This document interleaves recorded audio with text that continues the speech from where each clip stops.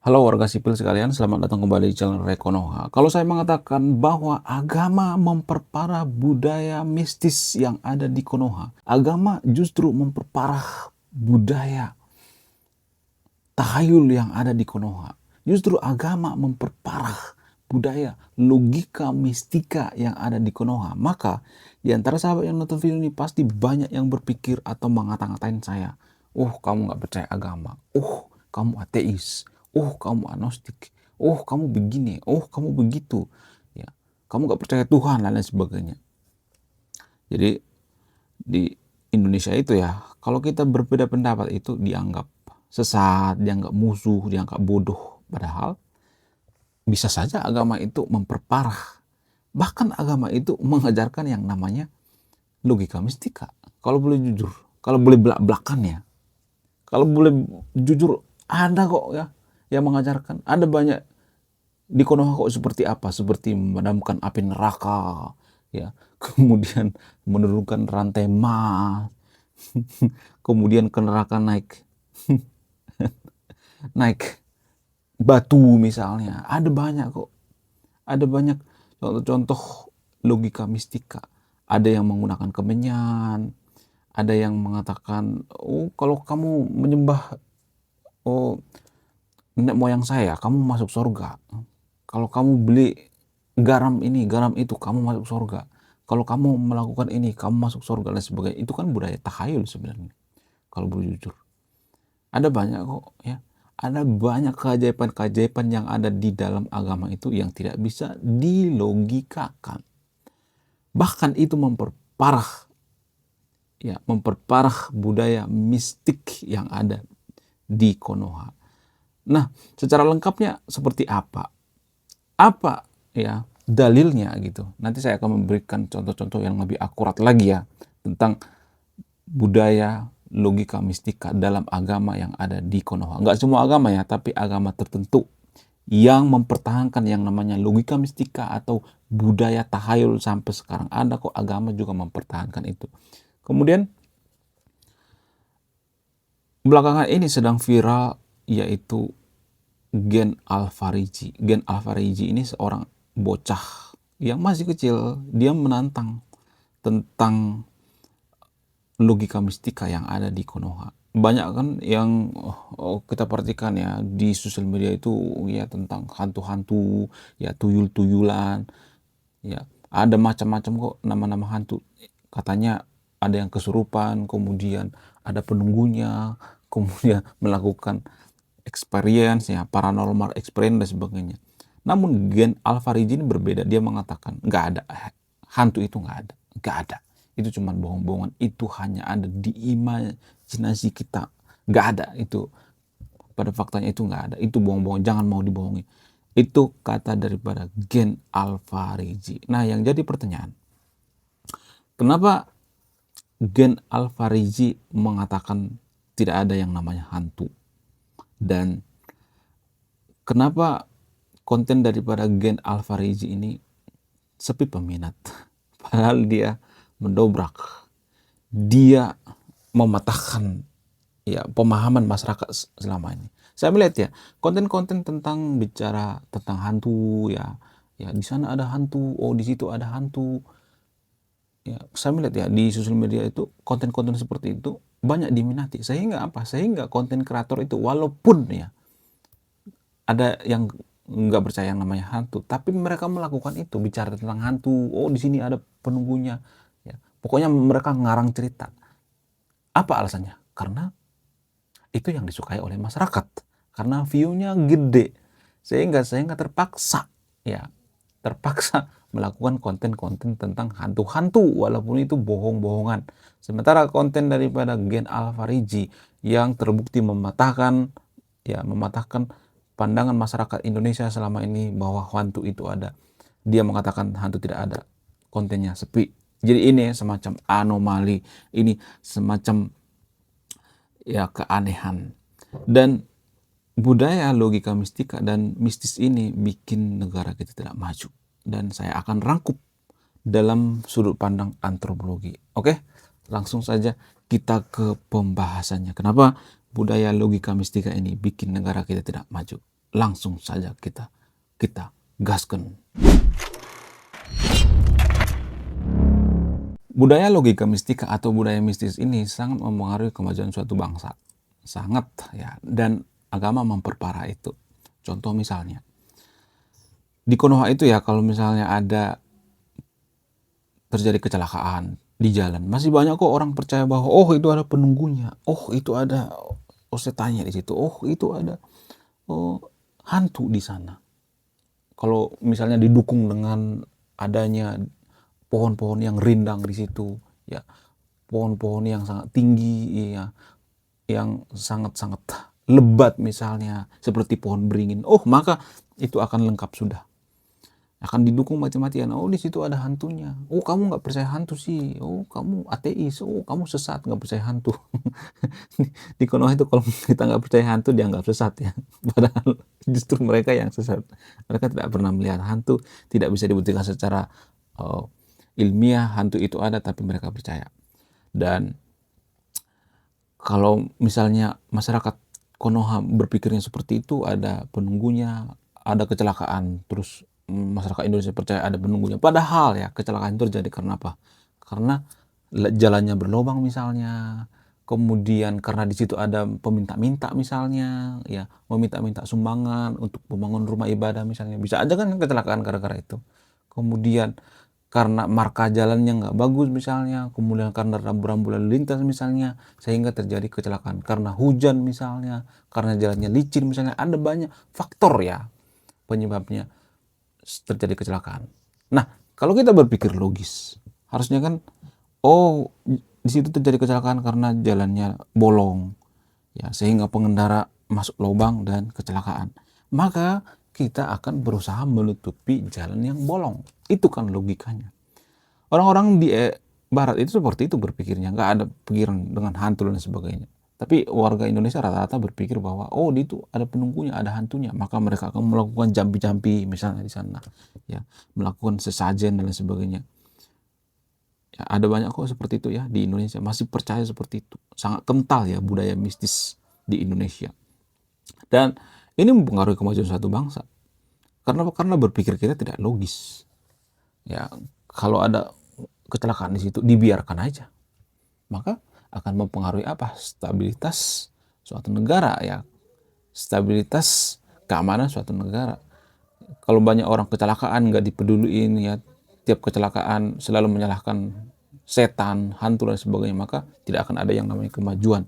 Ini berdampak pada kemajuan suatu bangsa. Kemudian agama tertentu di Konoha juga, kalau boleh jujur, justru mendukung yang namanya logika mistika. Ada kok, ya, ada yang mengatakan bahwa oh ya saya tadi malam bermimpi ketemu sama Tuhan misalnya. Siapa yang bisa mengkonfirmasi itu? Nggak ada kan. Tapi banyak kok yang percaya. Saya tadi malam ketemu Tuhan misalnya. Nggak ada yang bisa menyangkal itu. Orang dia nggak bisa dibuktikan secara ilmiah, tapi banyak kok yang percaya. Tadi malam saya pergi ke neraka memadamkan api neraka misalnya. Ya PP ya, menggunakan sapu lidi misalnya, pergi ke neraka, udah kayak Harry Potter aja. Tapi banyak kok yang percaya itu, banyak warga Indonesia yang percaya itu. Kenapa orang Indonesia percaya itu? Karena kita punya budaya logika mistika, budaya takhayul, budaya mistis. Kita sangat percaya yang namanya mistis, orang kesurupan, oh itu dihinggapi oleh nenek moyangnya, oh itu kakeknya datang, oh itu ada dukunnya dan sebagainya. Jadi kita masih percaya hal-hal seperti itu. Ya. Kalau di Eropa ya ada orang yang percaya seperti itu, tapi sebatas hiburan. Di Cina juga seperti itu. Itu semacam hiburan aja. Ya, untuk seru-seruan, nggak secara nyata gitu. Kalau Indonesia kan secara nyata. Kemudian ya dalam agama tertentu di Konoha juga, kalau saya perhatikan ya ada kok cerita-cerita misalnya nih, ya Nabi bertemu dengan Tuhan misalnya, ya, memberikan wahyu misalnya, memberikan petunjuk misalnya. Tapi kan itu kan nggak bisa dibuktikan secara ilmiah kan. Saya tidak mengatakan bahwa itu bohong ya, saya tidak mengatakan seperti itu. Tapi yang jadi permasalahan itu kenapa kita percaya? Kalau misalnya ada yang mengatakan, lu juga waktu kecil, waktu di dalam kandungan lu kan nggak ingat, tapi lu percaya bahwa lu itu ada di kandungan. Nah, itu kan beda, bukan apple to apple. Warga Konoha kan sering membandingkan sesuatu yang tidak apple to apple ya. Kalau saya bicara tentang ya Nabi menerima wahyu, itu nggak ada buktinya. Ya, biasanya kalau menerima wahyu itu selalu tempat sepi, di gunung, di goa atau di mana gitu. Di tempat sepi, di kamar. Harusnya kan di tempat ramai dong, biar nggak ada fitnah. Saya tidak mengatakan ya Nabi itu bohong, enggak. Tapi yang jadi permasalahan itu kenapa kita percaya? Itu yang jadi permasalahan. Kalau kita percaya itu, maka ini semacam budaya logika mistika. Kemarin lalu banyak tuh yang viral ya di media sosial. Lagi rame di media sosial. Naik haji dari goa ya di Jawa Barat. Ada goa di Jawa Barat ya, tanpa berlama-lama langsung bisa naik haji. Masuk goa, salah bim langsung ada kabra langsung sampai ke Mekah. Ada kok yang percaya seperti itu. Kenapa masyarakat kita percaya seperti itu? Karena budaya mistika dan agama justru menjembatani itu. Saya tidak menyalahkan agamanya ya. Tapi agama sudah dibajak. Zaman sekarang agama sudah dibajak. Agama zaman dulu dengan zaman sekarang itu sudah jauh berbeda. Zaman dulu itu masih murni ya. Untuk apa? Untuk kebaikan-kebaikan, memperbaiki akhlak. Tapi zaman sekarang agama saya melihatnya sudah berubah fungsi. Untuk apa? Untuk mencari nafkah. Kemudian bicara tentang ya leluhur-leluhurnya, nenek moyang saya bisa terbang memadamkan api neraka, ya bisa terbang ke sana kemari. Ada banyak kok seperti itu ya di Konoha. Dan ini namanya logika mistika. Dari mana mereka belajar? Dari ajaran-ajaran daripada pemuka agamanya. Pemuka agama yang ngomong seperti itu kok. Ya. Kemudian kalau misalnya kita membantah, lu kok nggak ada kepikiran gitu mempertanyakan apakah Nabi itu beneran ketemu malaikat atau tidak? Kalau kita mengatakan seperti itu, oh itu mah di luar daripada pemikiran kita dan lain sebagainya. Nah, ini yang jadi persoalan.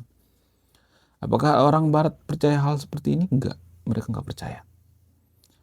Apakah mereka butuh yang namanya sesuatu hal yang berbau logika mistika?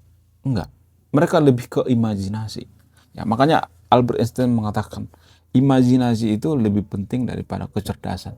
Jadi imajinasi dengan logika mistika itu dua hal yang berbeda ya. Jangan disamakan ya. Saya melihat di Indonesia itu ya banyak orang berpikir bahwa imajinasi dengan logika mistika itu sesuatu hal yang sama. Padahal itu uh, dua hal yang berbeda ya. Itu nggak bisa disamakan. Itu yang jadi permasalahan saya perhatikan di Indonesia ya. Kita tidak bisa membandingkan sesuatu hal itu dengan apple to apple.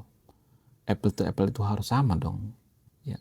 Jangan membandingkan sesuatu hal yang abstrak dengan yang fakta.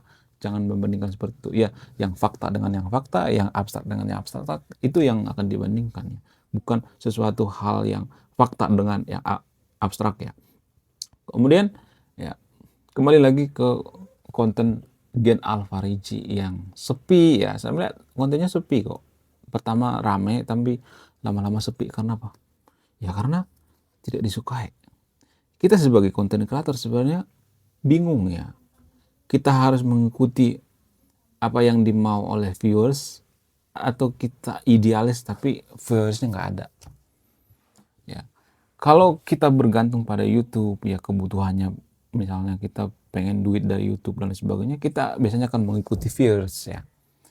Kecuali kita sangat idealis banget dan kita sudah berkecukupan nggak butuh yang namanya duit dari YouTube, cuman pengen share gitu ya, cuman pengen berbagi gitu ya, biasanya mereka akan sangat idealis. Saya sendiri nggak peduli mau ditonton kayak mau nggak. Banyak yang mengatakan oh kamu yang memanfaatkan ya yang viral-viral untuk subscribe dan sebagainya. Enggak, saya tidak pernah menyuruh yang nonton video untuk subscribe, nggak pernah. Sejauh ini nggak pernah.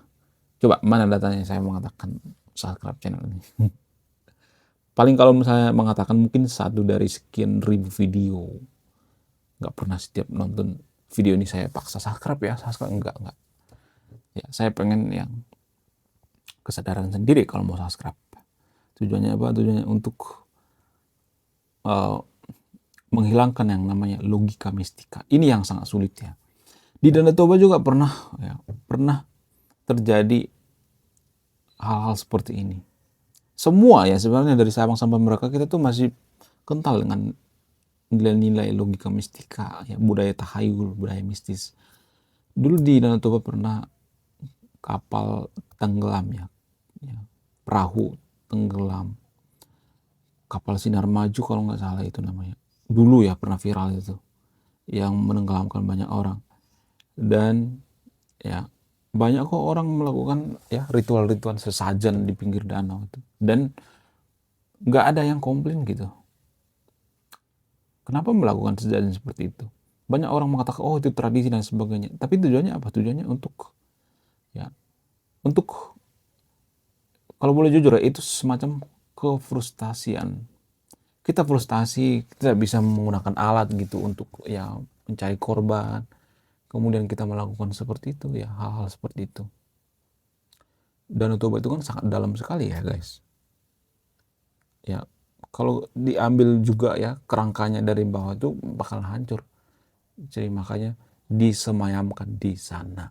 Dan ya banyak ya warga yang ada tinggal di pinggiran Danau Toba itu masih menciptakan atau melestarikan yang namanya budaya logika mistika, dan ini yang susah dihilangkan dari peradaban Indonesia. Kalau budaya logika mistika ini sudah hilang, maka kita selangkah lebih maju ya. Dan yang pertama kali mengatakan seperti ini bukan saya kok. Yang mengatakan seperti ini Bapak Republik Indonesia, yaitu Tan Malaka. Tan Malaka yang pertama kali mengatakan seperti ini. Santet ya, santet itu sebenarnya nggak ada, itu bohong-bohongan, itu budaya logika mistika. Oke, kalau nggak percaya coba nanti ya kirim santet seperti kasus Ferry Irawan di zaman dulu ya. Oke, sekian video ini, terima kasih sudah menyimak dan memahami. Saya Rekonoha, salam rasional.